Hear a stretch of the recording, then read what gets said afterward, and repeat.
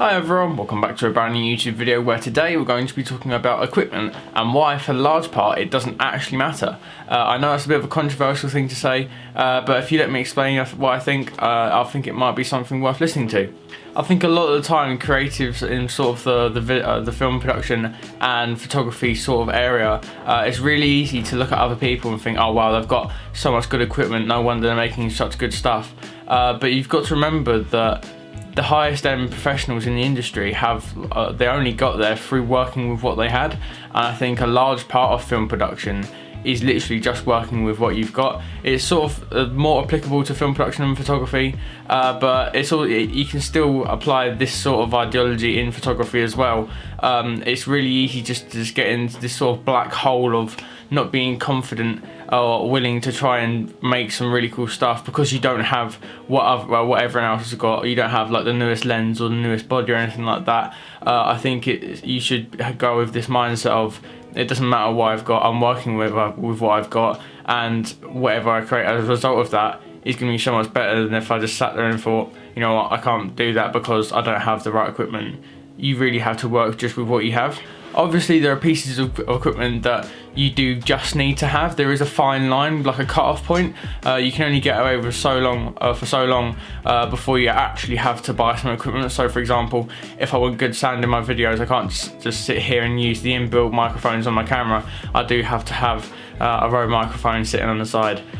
So obviously there are barriers where you do have to sort of make a purchase to step up your game, but for the large part you don't actually need what you may think you may need just to start a YouTube channel or to start making really cool films.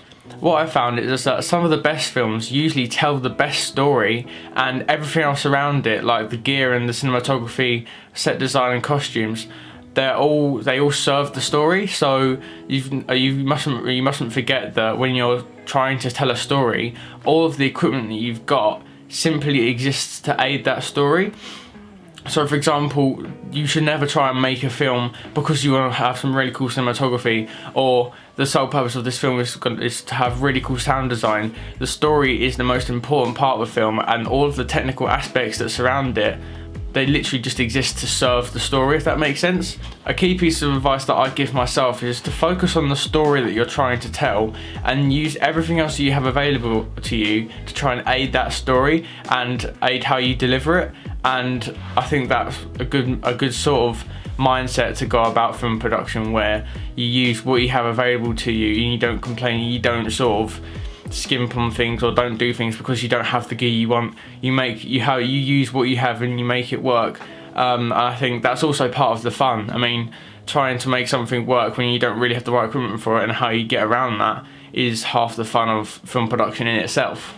And you should also never forget that making something and putting it out there, even if it isn't exactly what you wanted it to be, is always still so much better than just sitting there and not putting anything out because you don't have the right gear, you don't have all the right stuff you want to make with it. I think another thing that's really crucial to the success of making films is, again, like I said, working with what you have. No matter what size the budget is, if you work with what you have and deliver a story well, then that's the best way to be successful. So for example, the Paranormal Activity movie, the first one that was released over a decade ago now, it only had a budget of $15,000, but actually made a profit of $193 million at the box office, and that's because they simply worked with what they had well and delivered a story that people got into and was really successful because they used what they had around them. Even if they wasn't, say for example, an IMAX camera or anything like that, they just worked with what they had and delivered a story.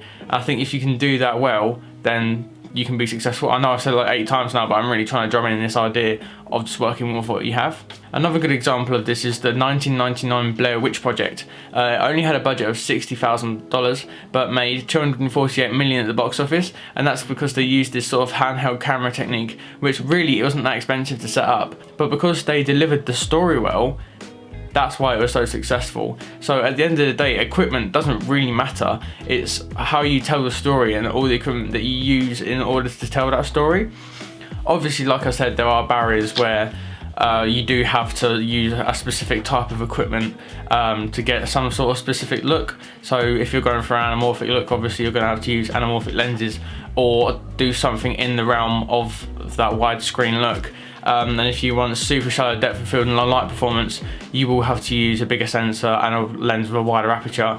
But I feel like for the most part, if you don't have the money to get those things, you just work around it and shoot in conditions where you can just mimic that look, if that makes sense. So I guess what I'm trying to say here in conclusion is the fact that equipment really doesn't matter. You should really focus on the story that you're trying to tell, and everything else around it simply exists to aid the story of the production.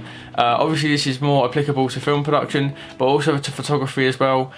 You have to just make things work, because not everyone has the money to get like the greatest lenses or the best bodies or lighting equipment or anything like that. You really just have to work with what you've got and focus on the story that you're trying to tell. What's the core idea behind it, and use all the technology around you to aid that story and deliver it well, because I feel like that's the best way to be successful when making films. So if you have liked this video, I know it's a little bit different to usual. It's more of a sort of ideology explaining sort of mindset type thing, but if you have enjoyed this video, please do let me know down in the comments, and if you've got any questions for me, please let me know as well. And don't forget to subscribe as well, because that really helps me out. And until the next time, I've been Harry.